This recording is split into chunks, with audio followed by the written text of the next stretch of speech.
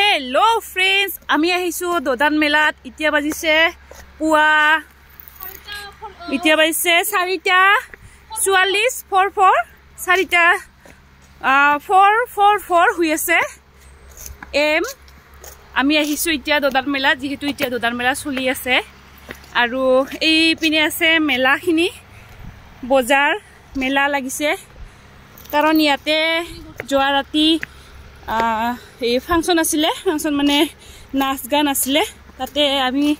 আহিছিলো আৰু ইতিয়া মন্দিৰৰ ওপৰত উঠি আছো এ চাওক ইহৰ কাৰণে উঠি আছো ইটা নকবি ইতিয়া মানুহ বিলাকে গোটাই গল সবে গল ইতিয়া আমি ৰখিলো আমি আছো মাত্ৰ তাই আছে আৰু মই আছো আমি দুটাই ওপৰত উঠি গৈ আছো আৰু এতিয়া চাওক কিমান এতিয়া মানে কিমান শান্ত পৰিবেশ হৈ আছে অলপ সময়ৰ পিছতে ইয়াতে বহুত ভক্তই আহিব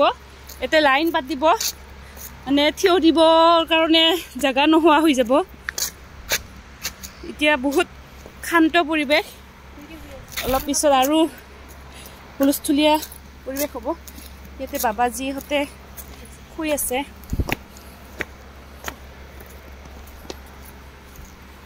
এইটো চাওক দোদান মেলাৰ একদম ওপৰৰ পৰিবেশখিনি এইখিনিত পূজা কৰা হয় মেইন পূজাখিনি ইয়াতে হয় শ্ৰী শ্ৰী ঋষি আশ্ৰিত দোদান থান স্থাপিত হৈছিলে 1971 না এইটো চাওক গেটখিনি